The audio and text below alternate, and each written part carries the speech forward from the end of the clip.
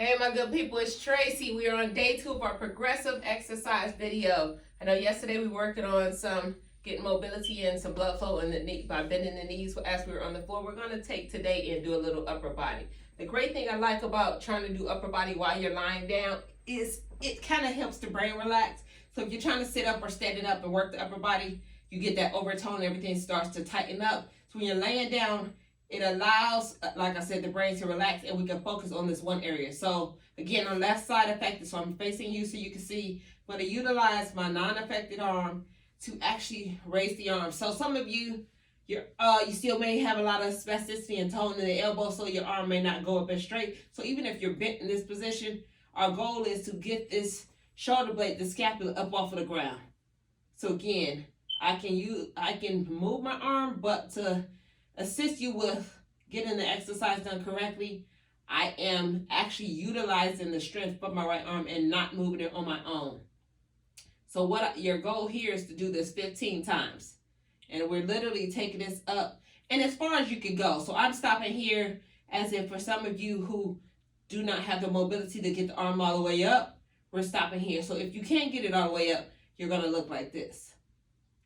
And we're assisting it as I remember when my arm did not move, honey, there was no just pulling it up and letting it go, because I can show you, I've had a couple bruises. I would let the arm go and boom. Because of the simple fact you don't have the muscle memory to hold the arm up on its own. So I'm definitely asking you to grasp the arm by your wrists. I mean, it's a good challenge to try to see if you built enough strength in it to slowly let it go. But right now, I just want you to warm it up. So again, we're going this 15 times. And again, for people that are past this level, when you can, what I want you to do from that, after you've done that 15 times, then we can focus on from this position. You have a little more control, assisting it going down. And this is going to be the second version of this. So we're going to start with driving the arm up off the floor. It's the first version. So whether you can drive the arm up straight or you're driving your arm up as this because your elbow may be a little more spastic or have more tone in it. But coming down on the second part, once you have the arm here, and the reason I'm asking you to hold it as coming down, because naturally what it does is it will do this or hit yourself in the face. So again, we're trying to work on strengthening and allowing the brain to understand what we want the body parts to do. And it's great to be able to mimic from your non-affected side to the affected side, so your brain does pick up that pattern of skill that is doing on one side to the other.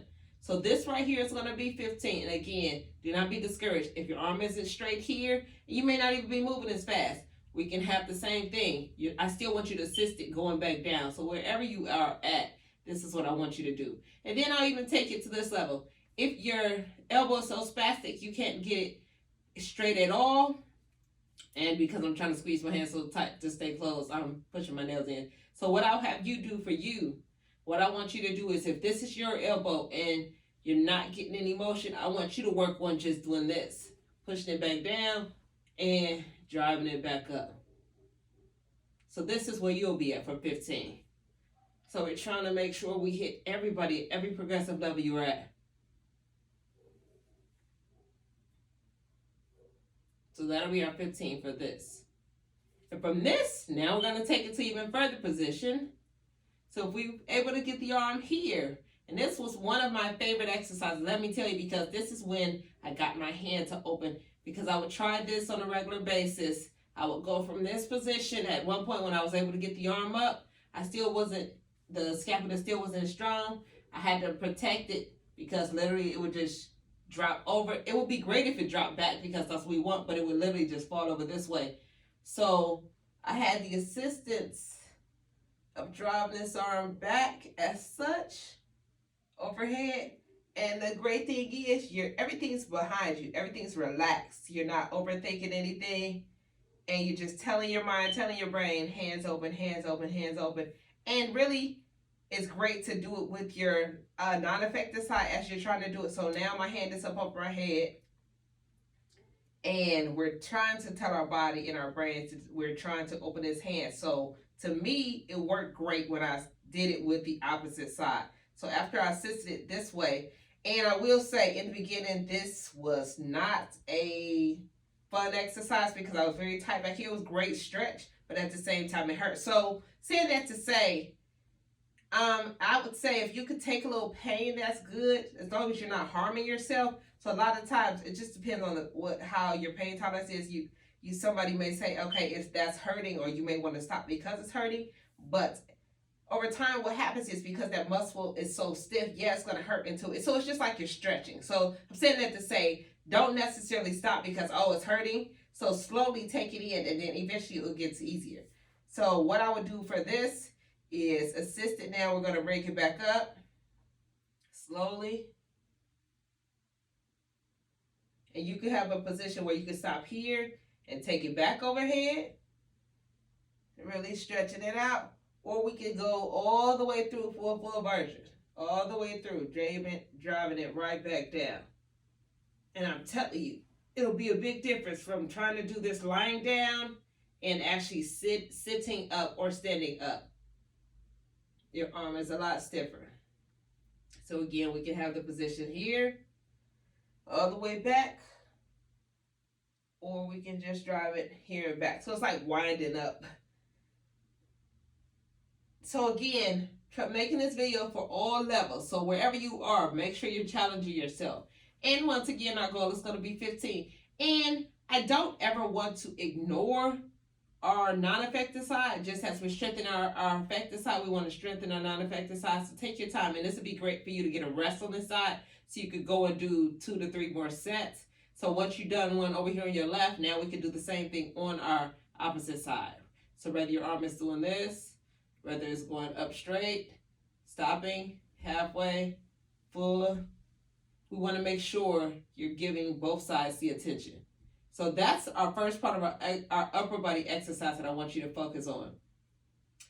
Coming from here next, as the arms are over the head, this one, and I'm going to, I'll face you to make sure you can see it in the camera. I'm literally taking this non-affected arm and I'm pulling. And really, it's actually great for us because we need that stretch. We need to get that blood flow in. It's not the most fun, I'm going to tell you, depending on how much spasticity you have. And we're pulling and we're stretching that arm out ourselves. So I'm literally driving it over to the other side. And you're going to hold it for as long as you can. And this is a part of one of my other videos you may, if you've watched, I like to call Kiss the Bicep, but this is the lying down version of Kiss the Bicep, which Kiss the Bicep was one of my absolute favorite because it really just stretched everything out in the arm and really gave me fluid movement the more I did it. And so we're literally releasing it, bringing it back.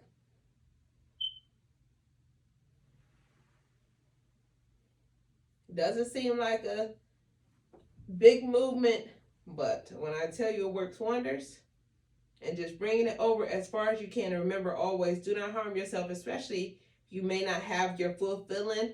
I want you to pay attention that you're not pulling your shoulder or anything out of socket, but you'll definitely feel that stretch completely. Driving it up. And our number today is 15 on everything. And I want you to take your time. And arms are a lot harder, well, to me, than maneuvering the legs. So I know yesterday we had 4 rounds. We're going to definitely put you for a goal of 3 rounds on the arms. It's what we're pushing you for. All right, now we're moving on. And I'm going to stay in this position so you can see. I'm actually going to go from here. And now we're going to take it across the body. And this is great because this is going to help us get the arm used to as we're beginning to roll over and get used to getting some movement in that. As you'll see, if you go to roll over and you have your body weight on top of your arm, this is the motion of it being stretched anyway. So we want to stretch it so your body is used to it. I'll turn over this way just so you can see me again. So this is what I'm doing. It was up here. And we're literally taking it across the body. And my non-affected arm, I'm pushing that shoulder all the way over, getting it a nice stretch. And we're really going to hold it for, I would say, 3 to 5 seconds. Again, depending on your level, this may be too much for you, so you might let it go a little sooner. But if you can, go ahead with 3 to 5 seconds. We're going to do that for 8 rounds. And you just allow it to relax. You don't even have to pull it back over, but you can. Allow it to relax, and we're driving it back over. Getting that shoulder really stretched out. And again, I'm going to show you why, because with me assimilating the rollover, this is the position that happens, and we don't want the shoulder to be as tight. So we're getting it loosened. So the rollover out come towards that way. Again, this is my affected side, so I'm using the strength of my right to push over. So this position of here, having this arm over, this is what we're doing without putting that extra weight on. So therefore, when we get in this position, we're doing this back and forth. It's kind of used to it, so it doesn't harm us as much as far as just with the being uncomfortable. So that's why I want you to do that particular exercise. So again, for our upper body exercise, this was going to be a short video. I'm going to run right through it one more time before we end. Started off here, non-affected side. Our goal, whether your elbow is able to go straight, so I'll show you from bent position. I want you to drive that shoulder up and back down. Up and back down, and you're going to assist it. And each time you'll begin to notice that you can stretch it a little further, honestly, as you go up and you just begin to loosen it. And our goal will be 15, and we're going for 3 rounds on this. From that position, from the bent elbow, we have the straight elbow. Pushing it all the way back down. 15. Then we have, we're just going to call it the wind up. So up over your head. Push it down. Assisted is going straight back up. Back down. And you can go with the full version all the way down. And again, remembering to assist it, because I don't want you popping yourself and hitting yourself in the face. And then if I turn over towards you, that's the one that I pull overhead. Drive it up. And we drive over, assimilating the kiss the bicep, but the overhead. Straighten it back out, back over. And then we have our wonderful, just going to call it pull over, period. Drive it all the way over to get this arm stretched out to get ready for rolling over. Guys, try these. Let me know how these work for you.